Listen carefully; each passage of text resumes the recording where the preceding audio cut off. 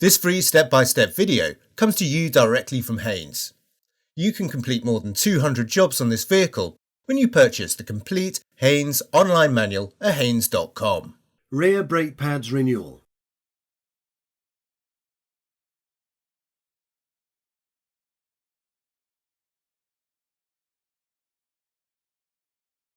Pull the bonnet release lever located in the driver's footwell. Release the bonnet secondary catch and raise the bonnet. Unclip the bonnet prop and engage the prop to hold the bonnet open. Make sure the vehicle is placed in first gear. Then chock the front wheels. Remove the wheel nut covers. Then fit the locking wheel nut adapter and slacken the wheel nuts. Jack up the vehicle. Position it on axle stands and lower it onto the stands. Remove the jack. Undo the nuts and remove the rear wheels from the vehicle.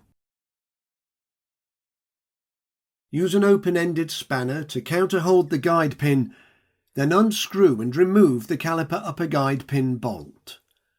Remove the caliper body down and away from the brake pads to gain access to the pads.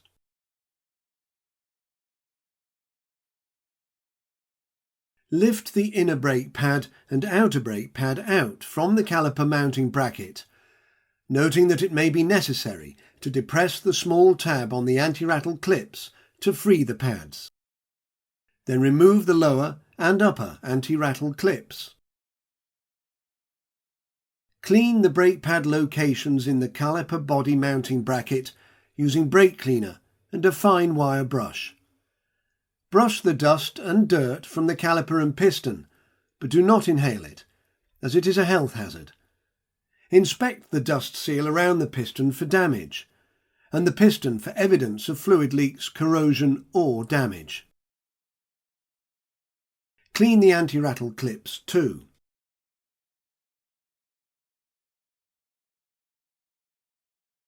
Remove the brake fluid reservoir filler cap and place a cloth around the filler opening. Before new brake pads are fitted, it will be necessary to retract the piston fully into the caliper bore by rotating it in a clockwise direction. Equipment, such as a piston retraction tool, is readily available at moderate cost to achieve this. Provided that the master cylinder reservoir has not been overfilled with hydraulic fluid, there should be no spillage, but keep a careful watch on the fluid level while retracting the piston. If the fluid level rises above the max level line at any time, the surplus fluid should be siphoned off.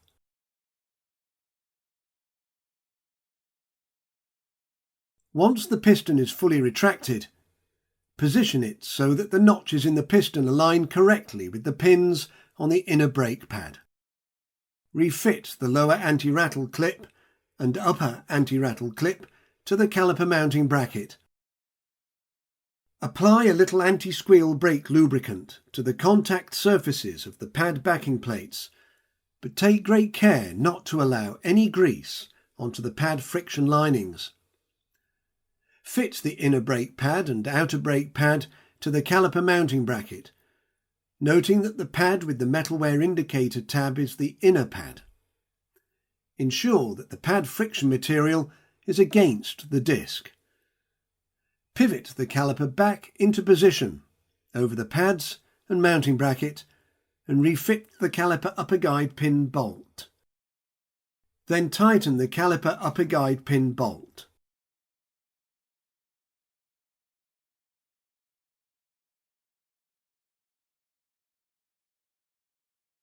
With both sets of rear brake pads fitted, depress the brake pedal repeatedly until the pads are pressed into firm contact with the brake disc and normal pedal pressure is restored.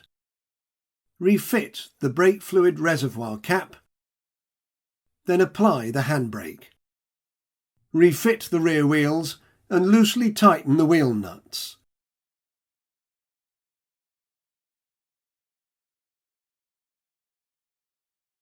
Use a jack to raise the vehicle, then remove the axle stands Lower the vehicle to the ground and remove the jack.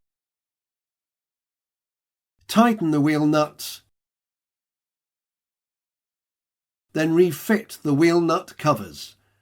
Remove the chocks from the front wheels.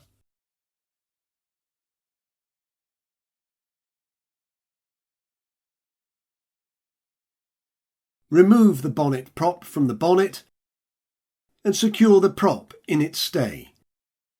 Close the bonnet.